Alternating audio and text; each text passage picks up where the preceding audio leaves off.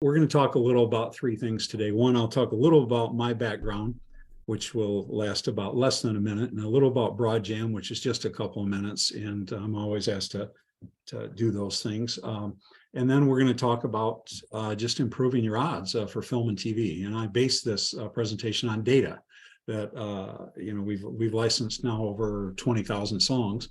I should say we've had 20,000 songs selected. Not all of them made deals, but selected from Broadjam, and we track all the data. So I think you'll find it to be interesting. So let me get into my background briefly, and then rather than me talking about it, I just put my resume on the screen here so you can see it here.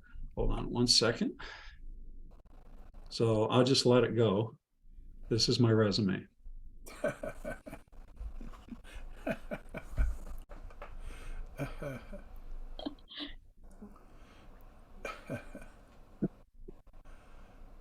Owned a handbasket?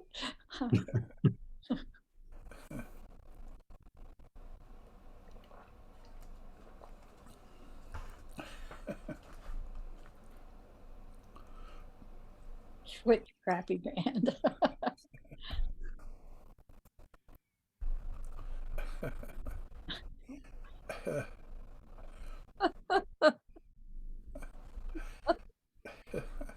Oh, finally in Sonic.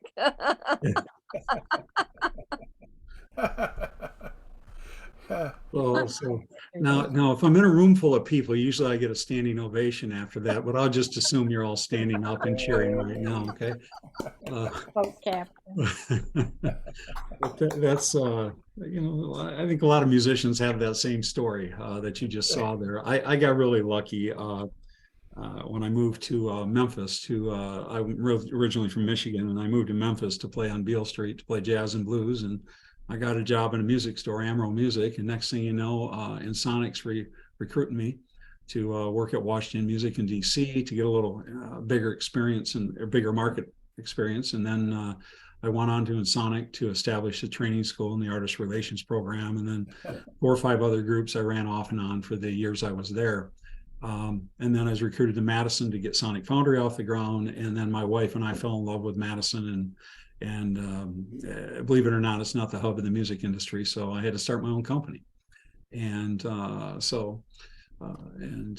can't talk about my secret project, and I did start a conference 3 or 4 years ago, well, several years ago, and I think Barbe attended one of them and spoke at one of them. So I got a secret project coming, and going to be a boat captain someday, but I'm very lucky and thankful I'm still here after facing COVID last year. So anyway, that's my history. Let's talk a little about Broadjam. I started Broadjam in September of 1999, and we now have over 210,000 members. And I've always had a focus on songwriters. There's a lot of metadata around the songs. We knew then it was going to become a song industry, and we really got prepared. So we were one of the first companies to ask our members to fill out a lot of metadata around songs, and so they're searchable and easily findable. And we've had 210,000 members now from 190 countries, and they've uploaded about 800,000 songs to us over the years.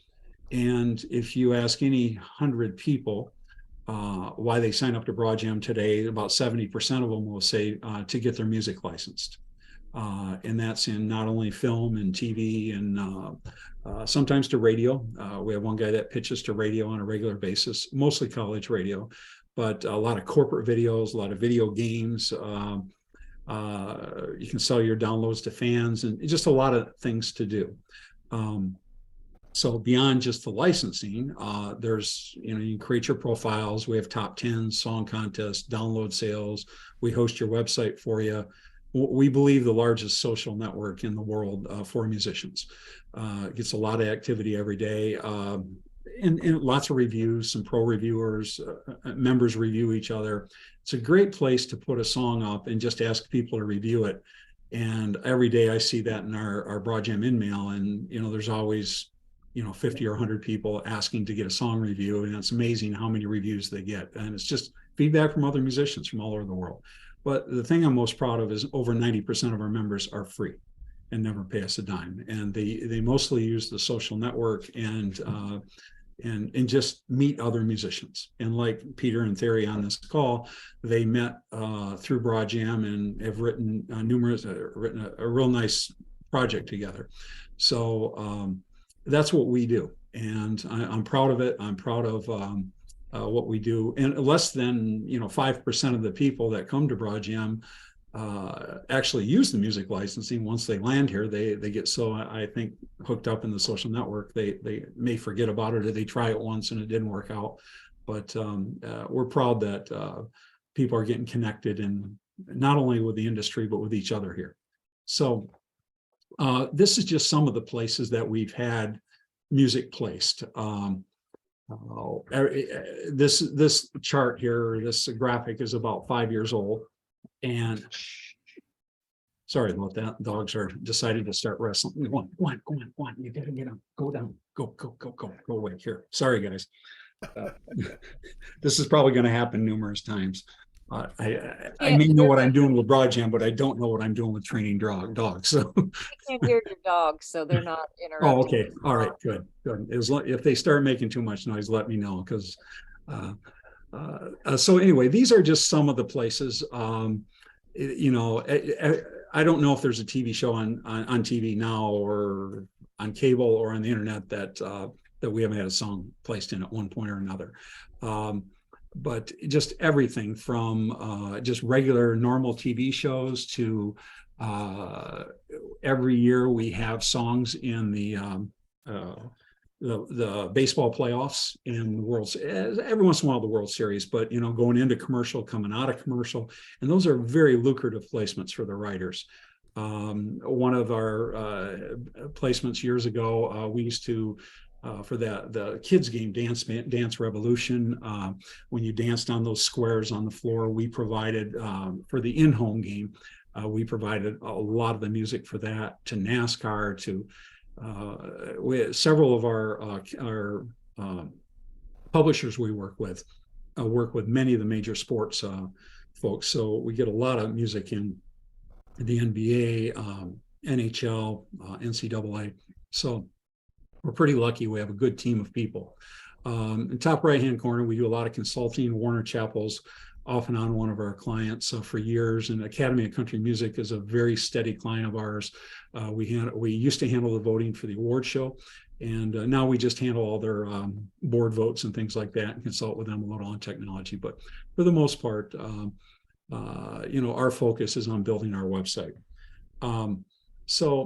Let me just jump into this, and I always like to review this chart before I really get into things, and just talk about what I think has to happen to be successful in the industry. And by the way, if anybody wants this presentation at the end, I'll put my email address at the end of this, and you can send me an email, and I'll just send you this presentation. So you can take notes if you like, or just wait to the end. But I would recommend maybe taking a little notes too. But we're all trying to make a living doing this, and that's why anybody that's in the industry gets in the industry, because we're musicians. And I say, what skills do you have to have? And just kind of check these off in your head if you have these as I go through them. So can you rap or can you sing? Do you sing harmony? Do you play instruments? Do you play by ear? Can you read sheet or tab? Can you read the national numbering system or charts? If you can do these 6 things and do them well, you'll probably make a living the rest of your life playing music. And obviously you have to find the right people, know the right people, but just perfecting this and only this is a way to get a lot of good gigs. But can you play lead? Can you write lyrics, write music? Virtually everybody on this call can do those 2 things. But my challenge to you is just pick one of these that you can't really do, and just spend the next 6 months learning how to do it. If you don't read charts, learn how to do it. If you don't play by ear, learn how to do it. It's a good challenge. Scales, I still play my scales every single day, just to keep my chops warm. It was a little hard during COVID, but they're back, and we're playing them every day again. And then and play covers. A lot of times I get folks that tell me, I don't want to play covers, I just want to write music. I just believe that every time I play a note of somebody else's music, I'm learning something. I'm just learning how to be a better musician. So as we move on, let's talk about what we need to know as musicians in the industry. Are we getting trained regularly on our craft? Do we understand the creation tools and the technology tools that help us create? Do we perform? What are all the rules around performance? The contracts, what to do on stage, what not to do. The intellectual property, I could speak for a day on just intellectual property. And today we're spending just a little time on the film and TV part of this. Distribution, the merchandise, radio, management, development, sales and marketing, and finance. And I mean, it's pretty overwhelming what we have to know as independent musicians in the internet world. Well, we've always had to know this, but now it's at our fingertips to get the answer to all these. And I never say to anybody, you got to know all this. Just know a little about each one of these things. So as you're moving on and maybe you have a partner or you're trying to hire a manager, you know enough to hire the right people or the right distributor or whoever you're working with. And then the last and most important thing, and especially I think this group of folks probably understands this better than anybody, but when I'm talking to college kids, I have to drill this home. Are you honest? Do you work hard? Do you get along? Are you accountable? Are you early to practice? Do you go the extra mile? Do you lift others? Do you give credit?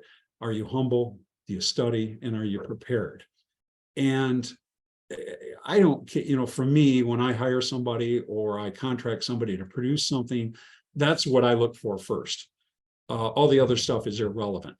You got to have a certain level of talent, but the point is that it doesn't matter what industry you're in. If you do this, you're going to stand out. So, but the most important thing is just make yourself really easy to work with. And we've all worked with that musician who knows everything about everything. And we've worked with them once, I think. So I kind of use this for myself, just to keep humble, keep moving forward, and just making myself better as a musician and understanding the business. So this is kind of a simple chart just to keep referring to. And again, I'll send this to you. All right, so let's talk about one small microcosm of that center column there in the intellectual property group.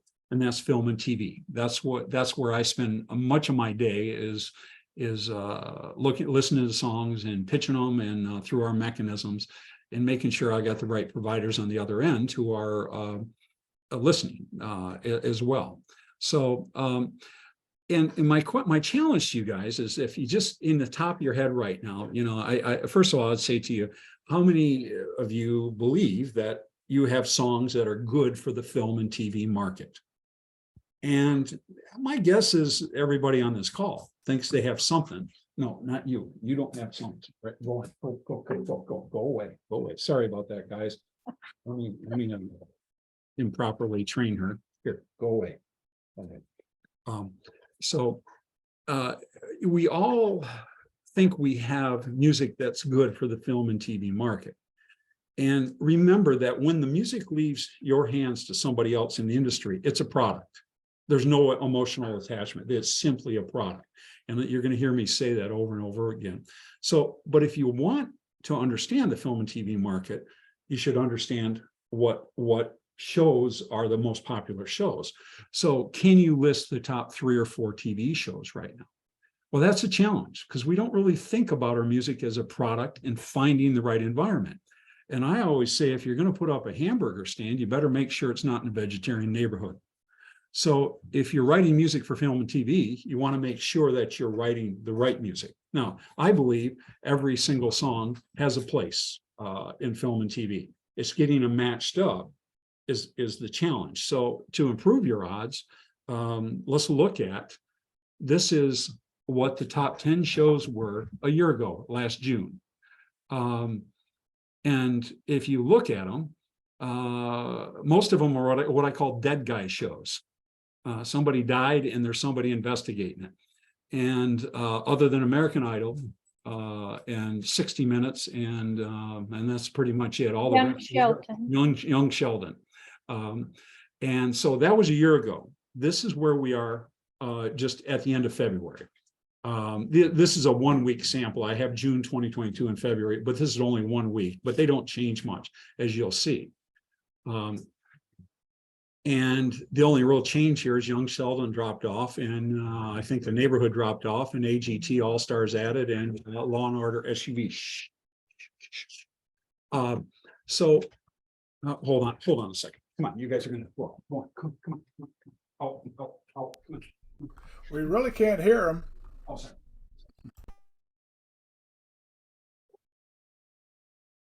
I'm so sorry about that. So so I encourage you to go to the Nielsen rating, and you can go to acnielsen.com, I think it is, or nielsentv.com, and look at the top 10 shows, and then listen to them, listen to the music that they're using, listen to the and see where you line up with this. That doesn't mean you can't get your style licensed. What it means is that it may not fit with what is already there. For example, if you're writing death metal songs at 180 beats per minute with F every other word, you have less of a chance to get licensed than if you're writing hip hop grooves with alt rock guitars and a James Blunt type voice over the top of it, or a real sultry female voice over the top of it. That's what's really hot right now, is those grooves are really hot with some good alt rock guitars. So let's jump to the next base here. So what we have on Broadjam, when you sign up to Broadjam, we ask you to pick a genre for your songs. And here's one of the 15 main genres here. So pop, unique, rock, country, electronic, rap. So you have to pick one of these, and then you have to pick a subgenre as well. So, but for this exercise, I looked at every song that we've licensed since we started 15 or 16 years ago. And let's just look at how many submissions we've had. We've had 39,481 pop songs submitted to us over the last 15 years. And this is how many have been selected: 19,000 unique songs, 32,000 rock songs. And this is just to give you an idea, maybe about 1 in every 20 is selected on average. So here's the percentages here of the different genres. And so you can maybe find your genre on this list. And what's the ratio? They're all pretty much the same, within a point or two. You get to the bottom of the list there, and blues is a little lower. It's really kind of hard sometimes to place blues music and some folk music. Spoken word is, I think we've had 6 selected out of all these years, but we don't get that much call for that. So I started thinking about this, and I said, well, how do I really compare apples to apples? And so I said, what if every genre, let's normalize this, and every genre had 50,000 subs?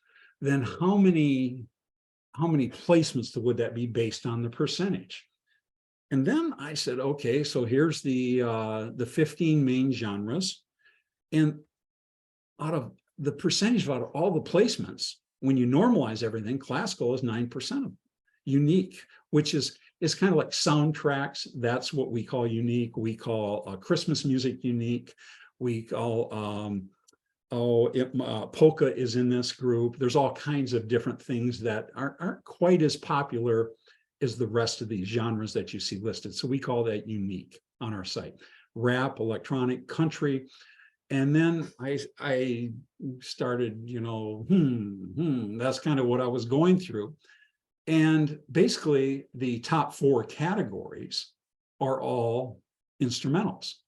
And in the rap world, you might think, well, how's rap instrumental? Most of what we place is beats and hip hop grooves. Rap and hip hop are in the same category for us on Broadjam. Hip hop is a subgenre of rap. And so in electronic, it's almost uniquely instrumental. So those are the top 4, but then we get a lot of jazz and a lot of new age as well that in the instrumental side of things. So well over 50% of our overall placements, it's some of, there's some R&B that's instrumental, pop that's instrumental as well, and rock. But we think it's about 60-65%. I can look up the number, that's instrumental, and that's pretty standard for the industry. So I'll get to what to do about that in just a second. So let's talk about the subgenres. Now, with the subgenres, and by the way, if you have questions, you just save your questions at the end, and then we can come back to these slides if need be. So with the subgenres, unique holiday is the top subgenre. And if you're not recording holiday music, I would highly recommend that you start recording some public domain music, Deck the Halls, Jingle Bells, Way in the Manger, Silent Night. Get recordings of those, because every year, just about every supervisor we work with is looking for holiday music in July and August for the fall. So, but if you record public domain music, you own 100% of everything. Now, if you hire a producer to do it, you might have to share some of that with the producer. But the reality is that it is a very lucrative part of this for independent musicians. If you get a really good version of Silent Night that's unique and different, it doesn't really matter what genre it's in. If it's unique, different, please record some holiday music.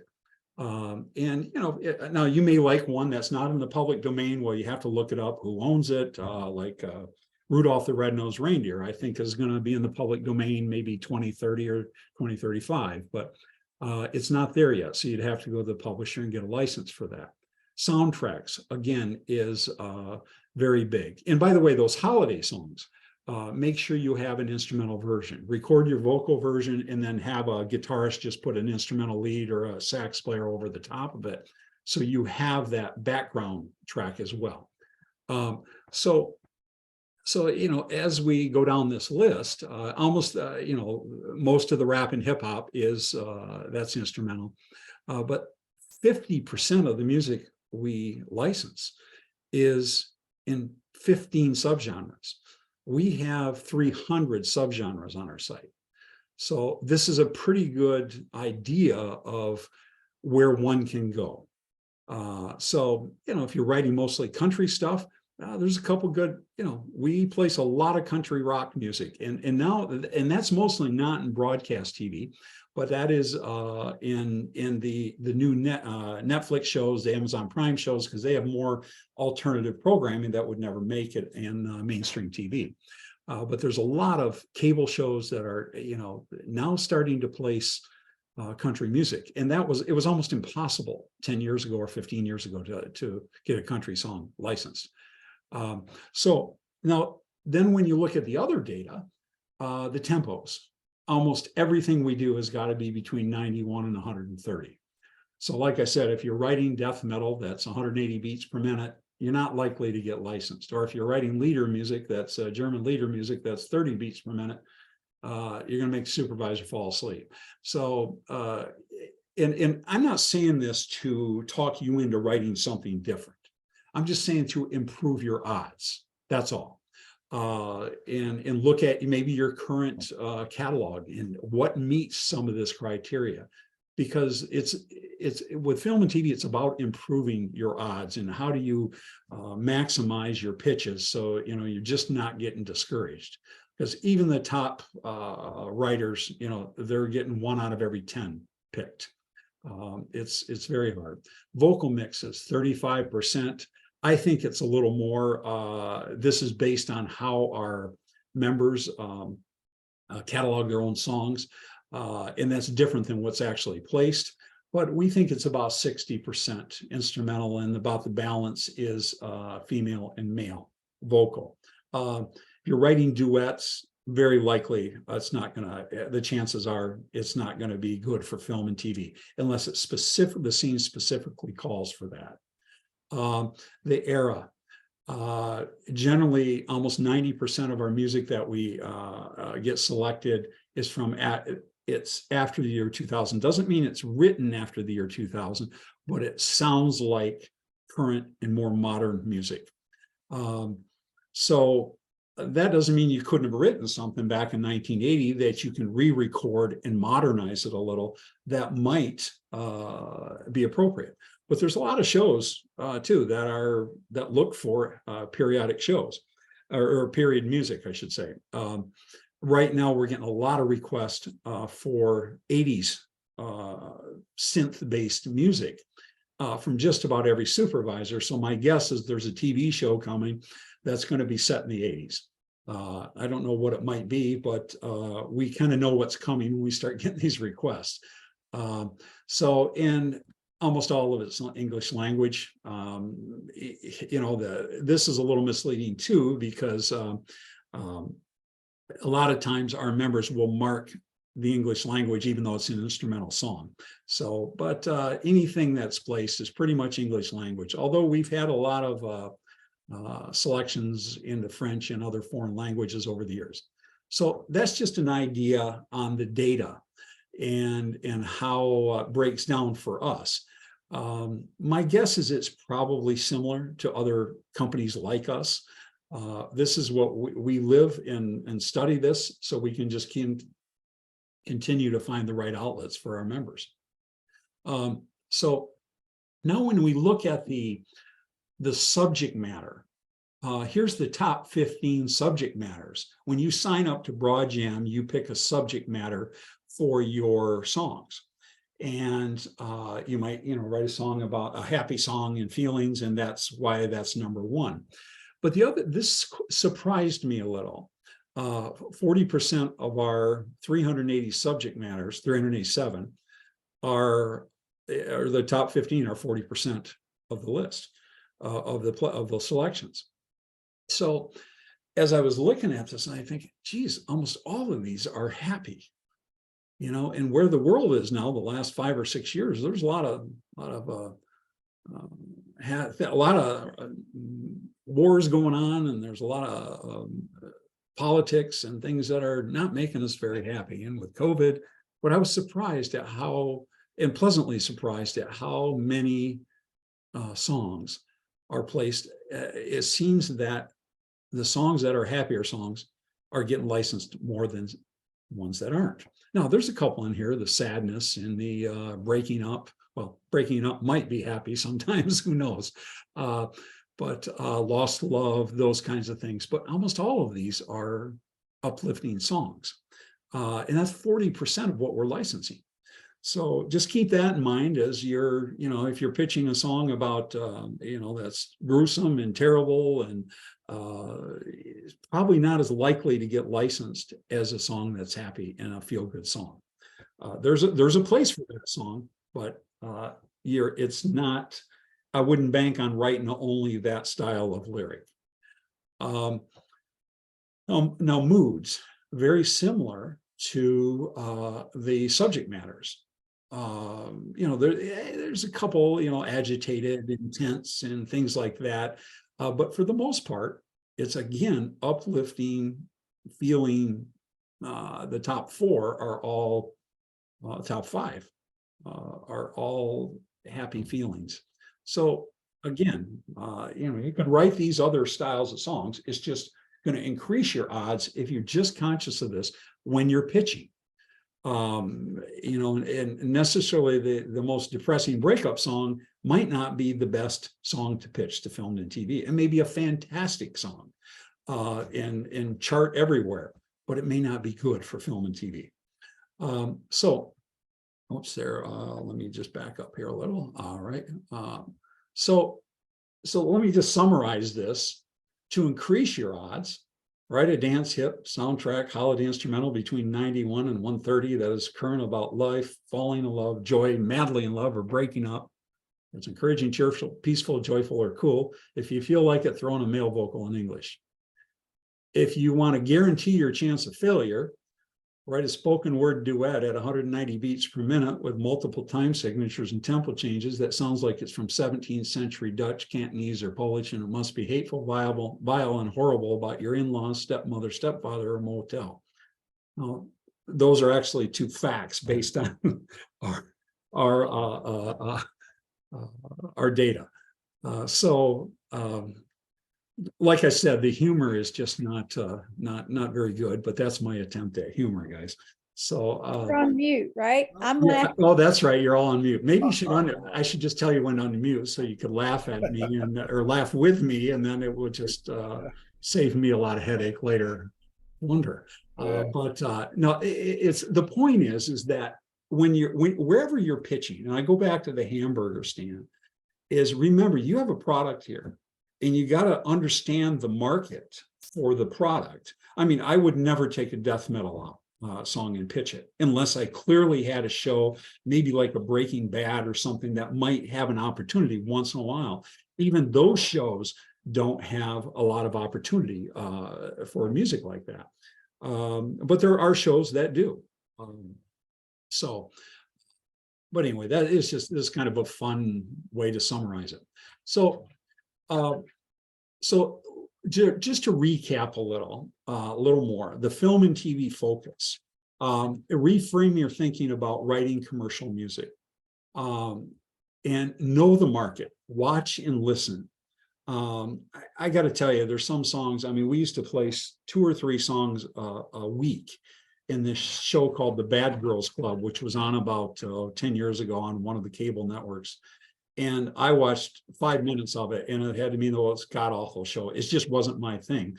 But we were placing 2 or 3 songs a week in it, and the music that we were licensing it on was just perfect for that show. Good R&B, hip hop grooves with, like I say, real good alt rock guitars over the top of it. But it was all background music, and so know the market, watch and listen. And you can search just about anywhere, whether you use Broadjam or not. You can find who the supervisor is just by searching, who is the supervisor of this show, which, by the way, when I showed you those shows, I think there was only 5 different supervisors on those top 10 shows currently. Because generally when you have a show like Chicago Fire and they change it to Chicago PD, the staff does not change. They use the same, everybody is almost the same, and including the music supervisors. So they probably have different directors and things as they're shooting every week, but generally you can find out who the supervisors are. Now, getting to them is another thing because they're inundated. So that's why companies like Broadjam and publishers exist, and labels exist, and managers as well.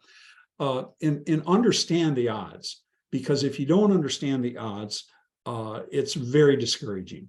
The top people are 1 in 10. Average for us is probably about 1 in 15. Maybe the average in the industry is 1 in 20 or 1 in 25. So just understand the odds of the marketplace so you don't get discouraged. Know that when you pitch, it's likely that you're not going to be selected, but you get a little better every time you go through the process, whether you're using a song plugger or us or a publisher or a library, whoever. And disconnect emotionally from this music.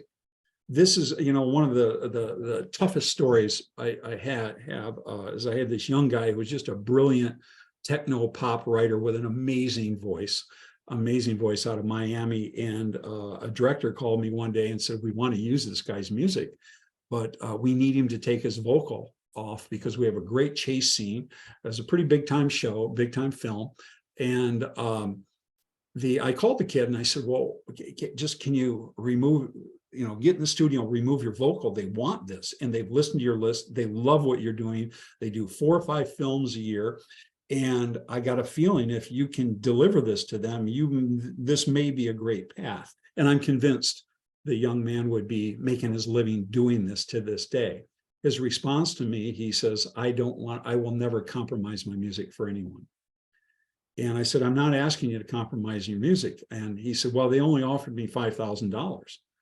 And I said, well, what if I offered you $1 million for the song? He said, well, of course I would do it. I said, well, then you're going to compromise your music. You just need more money to do it. Call him back, tell him you need more money. And so that's, you got to understand the rules a little too, and I'll get into that. But it was very disappointing because this would have been a huge success story, because they told me that they got more films they want to use him on, and he would not budge. He said, either use my song as it is or don't use it. And it's just very, it was very discouraging. And edit, change, and rewrite when requested. And if they want you to rewrite that favorite part of your song, rewrite it. Because if you work easy with them and it's like I said earlier, make yourself really easy to work with, they will come back to you time and again. And I've seen it happen over and over and over again. And I have one of my old students up in Toronto, and I talk to him now about every 3 or 4 weeks. He got into film and TV in the mid-90s. He's now had 17,000 placements. His royalty statement is 3 to 4 inches tall when he gets it every month and prints it out.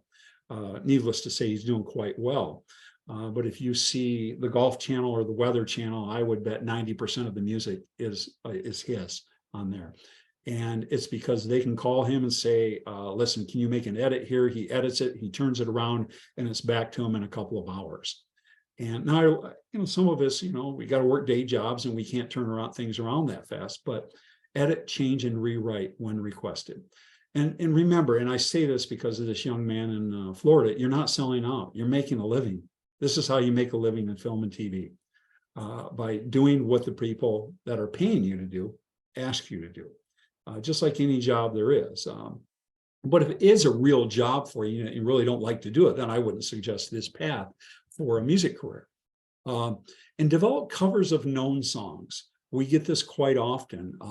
And recently we were asked for any cover of a Gershwin song or a Sammy Kahn song, because this guy just acquired the catalog and just wanted known covers. Because when you license a song, let's just take song Georgia on My Mind, since we probably all know that. Well, Pure Music owns the publishing. You know, Hoagie Carmichael was the writer. I'm sure his estate or somebody owns the writer's share of that. And there's this kind of like MFS thing, Most Favored Nations, that if you pay the publisher $50,000 for a license, then the recording gets $50,000.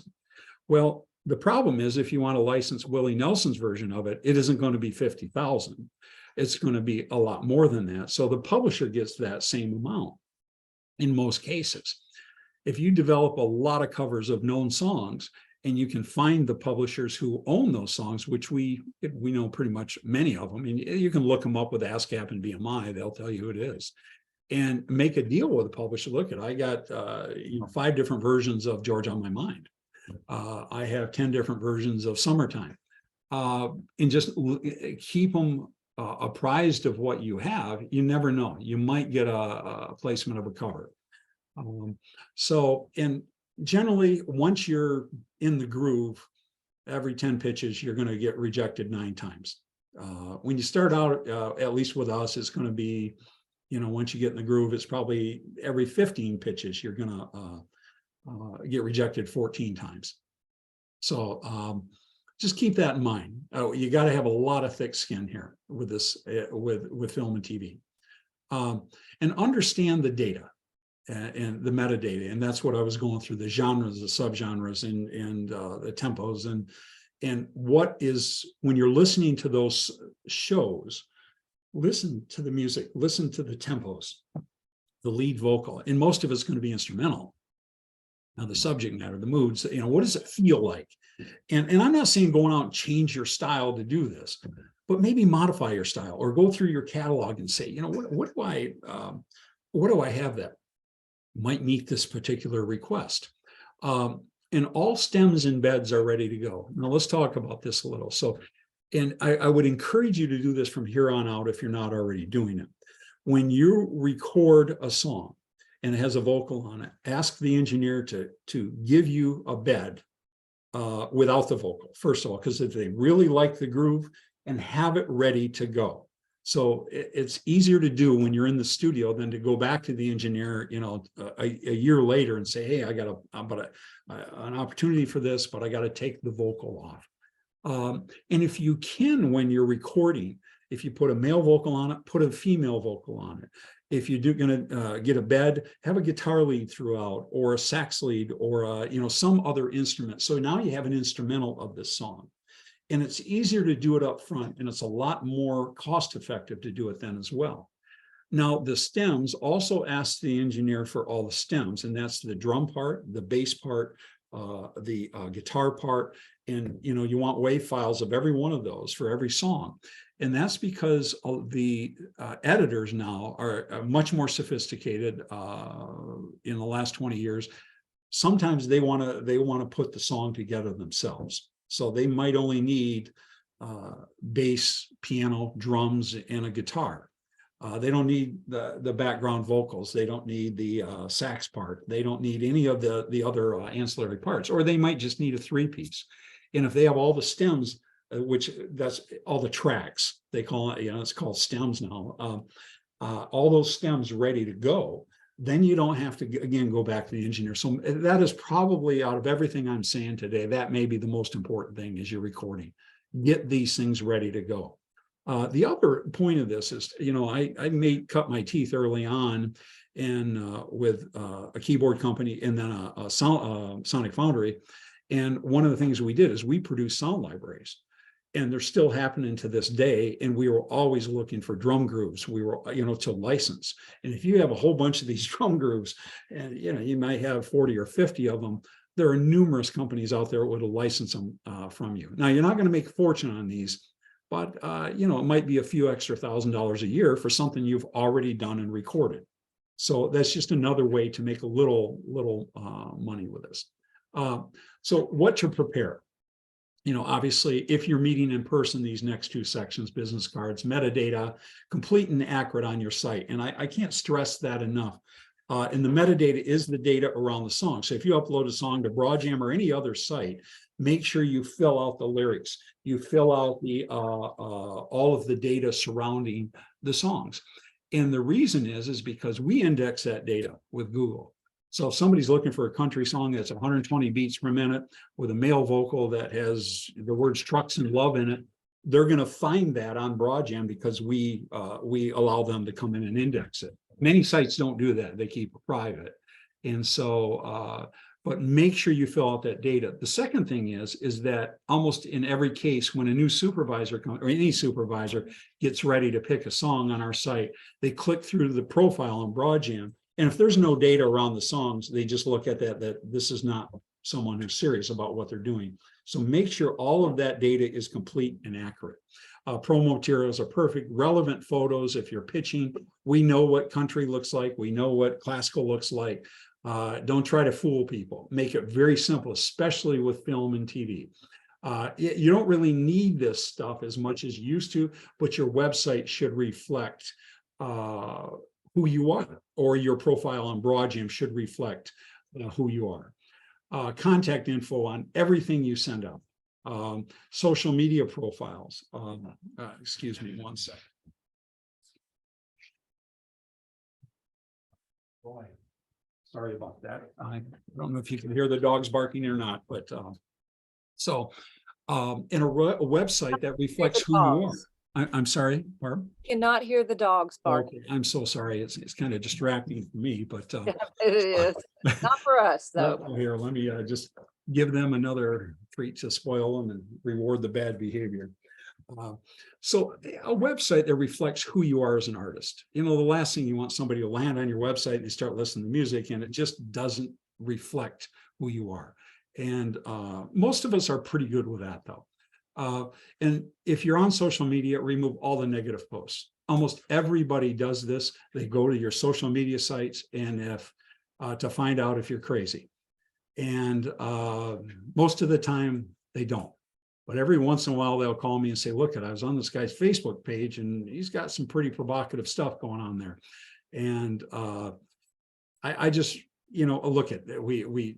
The good thing about social media is we can say whatever we want to say when we want to say it. But the bad thing about social media is people read it.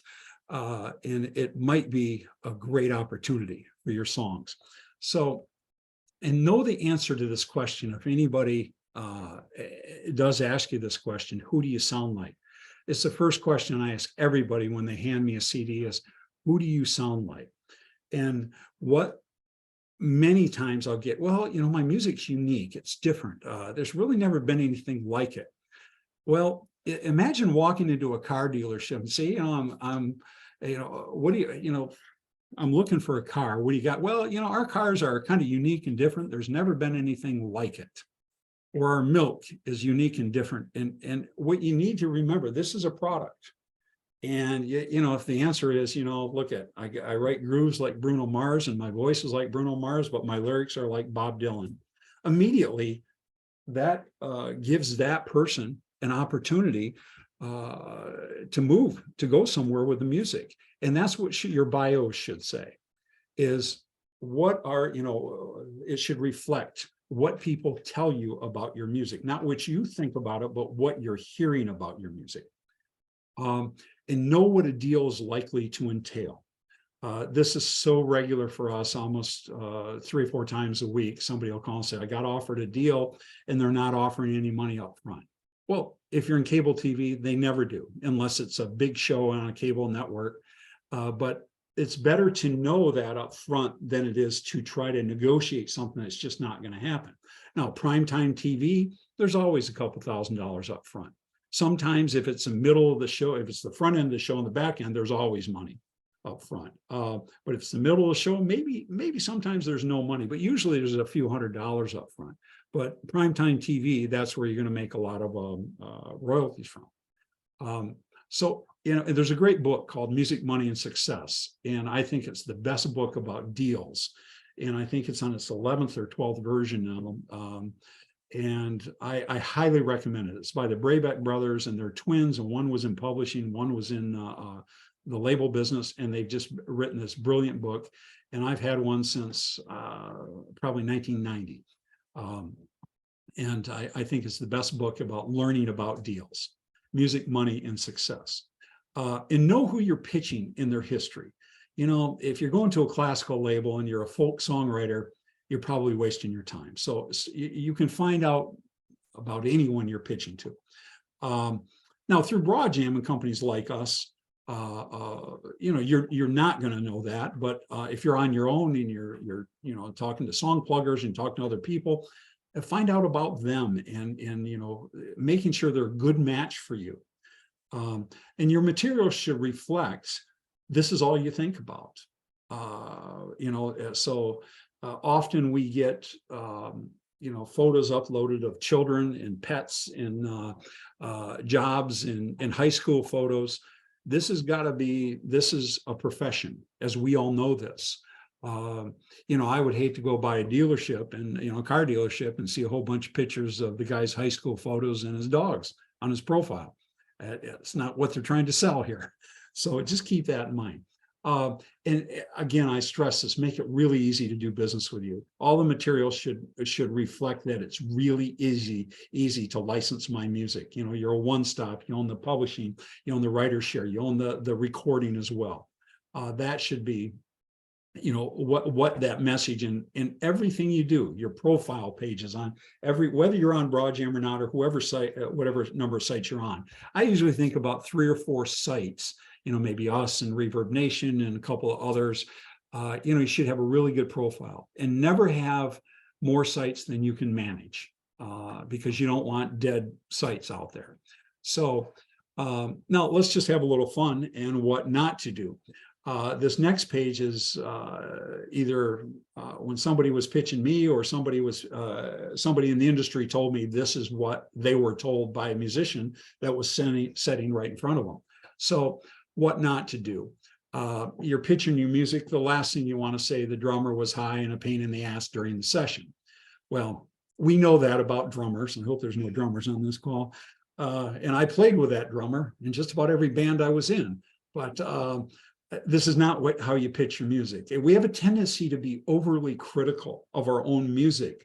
And because, we hear that one part we wish we would have changed. And we point that out when we're pitching it. No, this is a product. You pitch out, you don't talk about the negative stuff. You let them talk about the negative stuff and not get defensive and let them just say, hey, listen, I can edit it and change it if you like. This isn't the final version. I'd like to redo the vocals. And most of the providers and supervisors I work with, that would be the end of the conversation.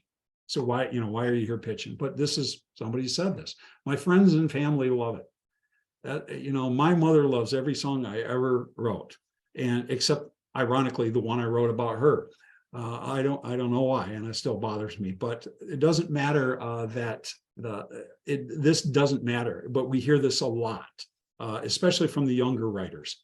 And can you just forward this to all your contacts? I get this question once a week, maybe once every couple of weeks. It isn't how it works. I find the right 3 for a song. If it's above and beyond the Broadjam pitch system, I find the right 3 for the song, and then I would forward it if I think it's a worthy project. Or I've had somebody say to me, I'm not very excited about this project. And it's because we're so critical of ourselves as artists, because we're always want to do, something really good. And we hear every little mistake we made. And so here's one that's important. If you have a playlist you're sending them, or even a CD you're handing them, which most people don't do anymore, listen to tracks 2, 7, and 9. It should be listened to tracks 1, 2, and 3. Don't make them do any work whatsoever. It's just make it real. Even if it could be just one song, and never submit more than 3 songs, because they just won't listen to them unless you have permission to do that. My music is perfect for film and TV. It's a big mistake to believe that if you don't understand what film and TV is looking for, what that neighborhood is looking for. Are they looking for a hamburger stand? You got to make sure you understand who you're pitching to, and it might be perfect for the person you're pitching to. Who knows? We're on a limited budget. This is a very regular comment that we get. Just I've never seen a budget that's unlimited in my life, and we couldn't afford much more. And most writers that are trying to get in this have an unlimited budget. So that, and it's irrelevant to the music. I've been playing since I was 2. I read this in bios all the time. It's irrelevant. It's about, I want to read a bio and know what the music is about, and know what the writer and the artist is about. I don't care how good they are. I care about how good the songs are. And I think I can speak for almost everybody in the song plugging business. Resist explaining what songs are about if you're setting across from them. If we got to explain what our songs are about, that we probably need a rewrite. And my entire catalog is great. I haven't heard one yet that is. I know mine isn't. I've got about 500 songs, of which about 10 are good, I think. And I can write in every genre. We hear this often. My first thought when I hear this is, and I see this in bios. We can write whatever you want us to write. Throughout the history of the music industry, no one has been able to write in every genre successfully. In fact, most can't write more than 2 or 3 genres. Now, the really good film and TV people can write in multiple genres, but it's highly unlikely you'll find somebody that can write well in classical and write in country and rap at the same time and do it well. It's very rare. Or I wrote all the lyrics, music, arranged the parts, played every instrument, blah, blah, blah. Well, that may be the case, but it's not a good selling point. Because it's not believable, and very few albums out there didn't involve somebody else. And so, well, it may be the case, and maybe you can do this, but very few people can do it at a world-class level. That's why you have managers that this is all they do all day long. This is why you have producers and engineers, and even session musicians. This is all they do. And then the last one is, don't threaten to kill them if they don't sign your song. And everybody in the industry will tell you about, and this is why it's almost impossible to get to music supervisors, even for publishers sometimes, because of just the number of people who are offended because they just didn't, the song didn't work. It didn't sync well. It isn't an indictment of the person. It's just, it didn't work. So kind of a little fun, but there's some real serious things here too. So let's just talk a little more in general about writers. And we have a tendency, we have a hard time sometimes letting go of what we just did. We want to keep working on it. but you have to consent to losing sight of the shore, and you have to get out there and look for the next island and continuing to do this. Or it's like jumping off the board. Every time we write a new song, we jump off the board and we throw the hose in the swimming pool while we're in the air.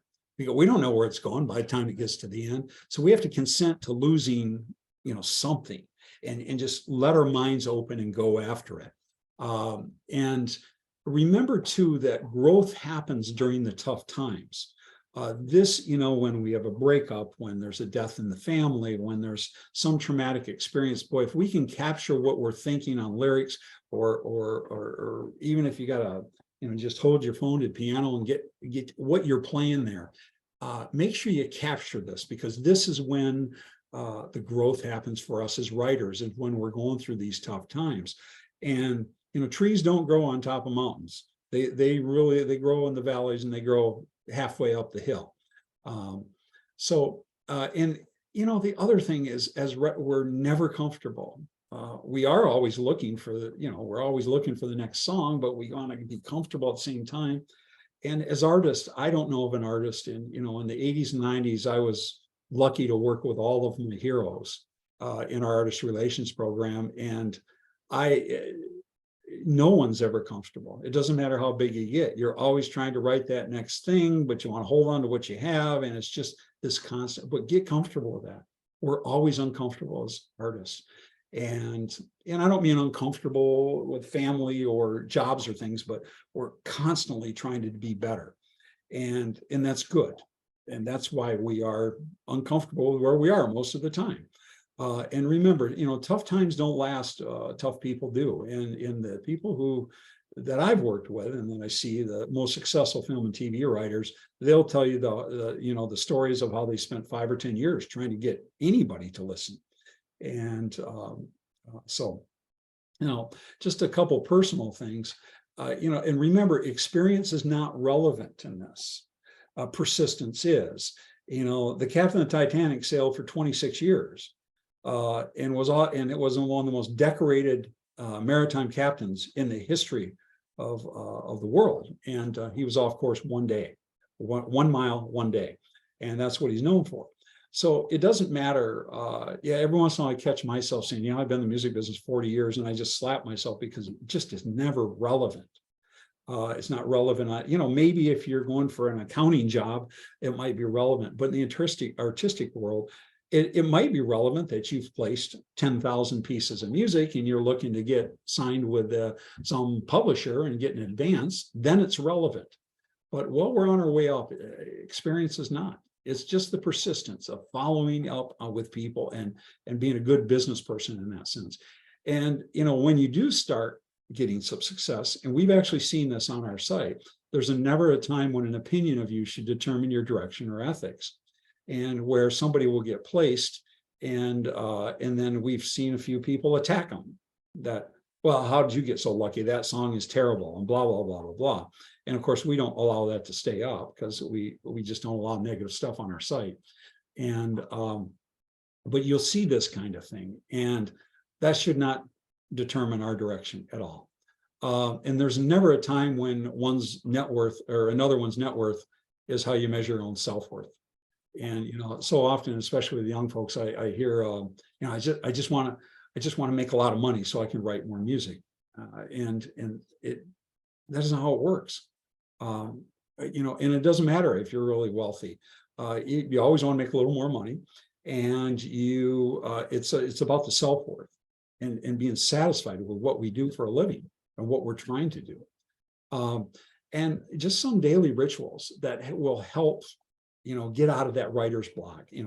Solitude with affirmations. I start my day every single day like this, especially since the last year. Create some art, listen to some music in and out of your wheelhouse. And I'll challenge you right now to, think of that genre you absolutely hate, and that one artist in that genre you absolutely hate, and go listen to it exclusively for a week. And you'll start appreciating that artist in that genre, and then try to write something like that. And let it stretch you out of your wheelhouse. So when you come back to your wheelhouse, you've learned something. And it's a great exercise. Read something, gain some knowledge, exercise to get those things going in your body that makes you feel good. Play a game. If your mind is you're stuck go play a game on your phone or somewhere, and introduce yourself to someone. There's, when you get on LinkedIn, and a lot of folks don't look at that as a music industry site, but I would bet there's 500 groups on LinkedIn that are publisher groups, music supervisor groups that you can join. Now, some of them are private, you can't, but there's public groups that you can join and just watch and listen to the conversations and introduce yourself to key people. I've said all along, I think LinkedIn is one of the keys to the success of Broadjam, because I now have 7,700 contacts on LinkedIn, and they're almost exclusively in the music business. And then help someone. If there's someone that's struggling, and there's always somebody struggling a little more than we are, when you help someone, two people are now happy, that person and you. And the point I like to make with this is that, not only are a couple people happy, but maybe it might trigger a song for you.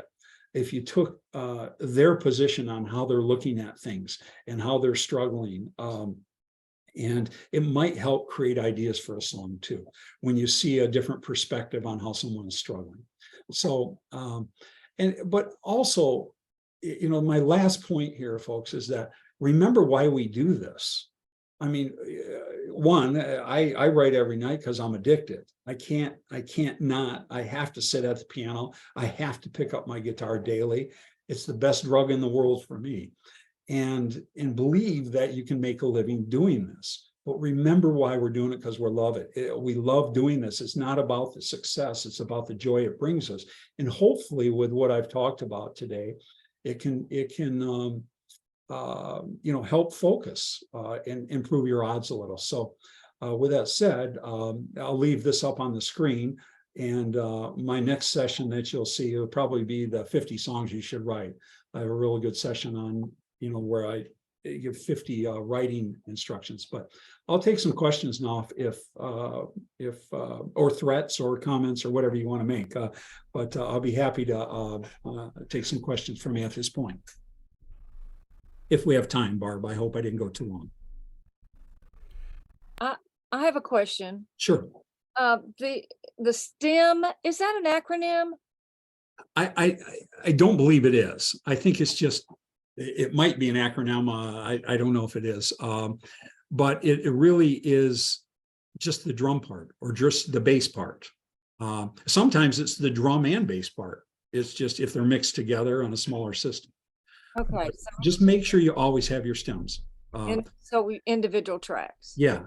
I mean, years ago it was a little harder, but now with the technology, with the digital audio workstations, I mean, most of them will just spit out the stems for you. I know mine does. Studio One does. So I can just create WAV files from the 20 tracks I have for each one. But it can be useful. Okay. All right. That was my question. Yep. Anybody else? Any other? I have a question. I think Wayne has a question. Yeah, please. Yeah, first of all, Roy, thank you for a very good, amazing presentation. It was really helpful to me. And I've been a Broadjam member for about 1.5 years now. So I think it's great. My question was, if I have a song that is like a typical 3.5-minute song with vocals and harmonies, and say I have it's got a really good instrumental lead part in it, and I want to submit it as an instrumental song, would I just submit, like, say, a chorus and the instrumental, like a minute of it, or would I submit the whole 3.5-minute song as an instrumental? Well, I mean, you can do both. I mean, if it's requiring an instrumental, I would not submit a vocal on it. So, for example, if the listing itself, since we're looking for instrumentals only, and there is a great instrumental part in it, but the vocal comes in at 5 seconds, I can guarantee you what the provider is going to do. They're going to hit next because they're looking for instrumentals. So I would either do this. With Broadjam, you can go in and start, when they start listening, they just listen to that section and fade it in and fade it out. So you can do that online on our site. Or create that bed remove the vocal and just and post that as well on Broadjam right underneath the other song. Now, what we're working on is having folders for a song. So you might have that original song in a folder, then you'll have the bed in there, and then you have all the stems and the different versions of the song. So we should have that, I would think, by the end of the summer. So any version you have of that. But I would not submit a song with vocals to an instrumental listing. And we do have that on occasion. On occasion, they say, yeah, we love the groove, but we just can't use it because the vocal gets in the way of the dialogue in the show. Well, I would take the vocals off for sure, but I just was, wondering if I, was wasting their time by submitting 3.5 minutes, or just take the best small segment from it. Yeah. Okay. Well, good. I hope I answered your question there. Yeah. Good. Yeah. So I have a kind of a follow-up for that, I think. Yeah, please. If you do take the vocal off, you are probably missing, and I don't know, this might be stupid, but you're now missing the melody line. Well, that's not stupid at all.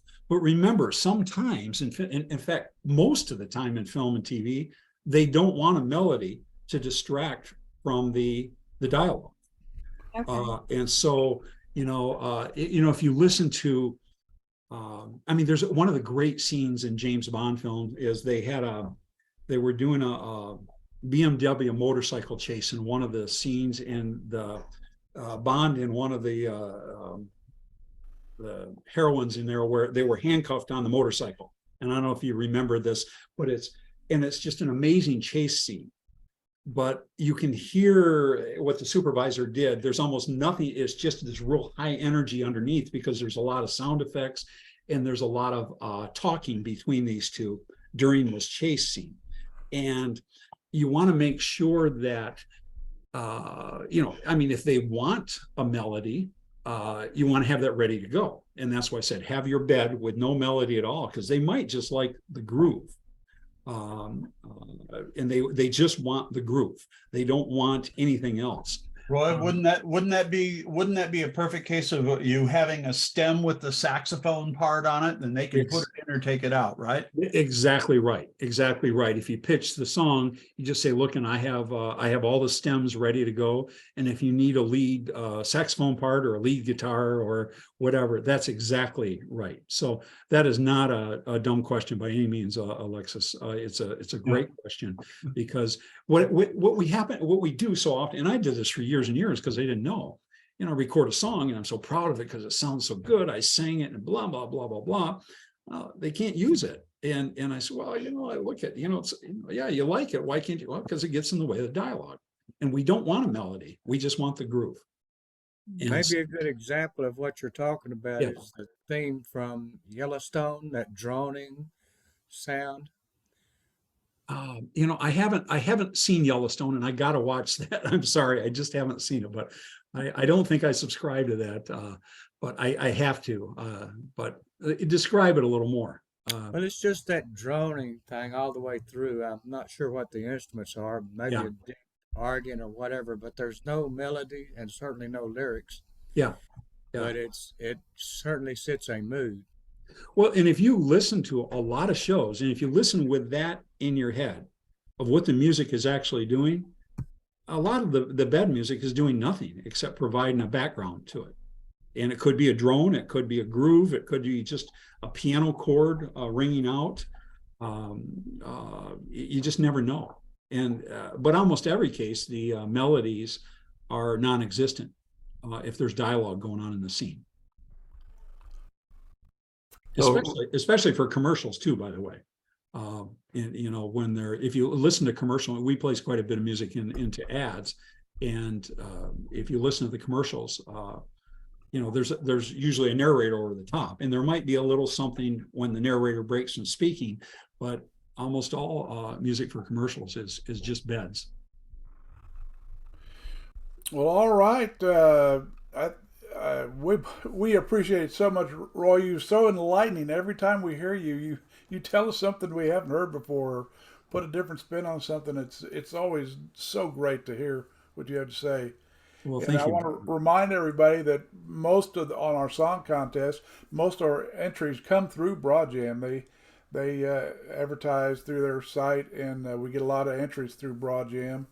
Probably 80% of the entries that we get, and Roy is kind enough to be the grand judge prize judge for the grand prize, and he does a tremendous job on that. And I haven't gotten any eggs thrown at me so far. So And we thank you so much for all that you do. yeah, well, thank you guys. Well, But- and by the way, if anybody has any questions, feel free to send me an email. And just about every day I do a video call with somebody and I just give my opinion. And all this is, other than the data that I showed you, a lot of this is just an opinion, and somebody else might disagree with it. So, but I can provide what I know, and that's it. So, Roy, I'll be emailing you requesting that presentation. That's really good stuff. I really enjoyed that. I'm a data head, so it really hit home for me. Yep. Yeah, and this data is going to be updated in about a month or so, 2 months. So, because now that I'm feeling a little better, I have a lot of speeches scheduled this summer, so I can always send you an updated version when it's here too. Well, the lesson doesn't change. That's right. That's exactly right. That's exactly. And some of this stuff applied 50 years ago. Just getting along with everybody you're working with is one, but it's a lot easier when you get along with them than when you don't, as we all know. So. So let's everybody unmute. And let's give Roy a big hand. Yes. Really good stuff, Roy. Thank you very much. Thank you very much. And I apologize for the dogs and whatever. Yeah, tell your dogs bye for us. All right. I'll give them a biscuit. All right. You want to say bye? Want to say bye there?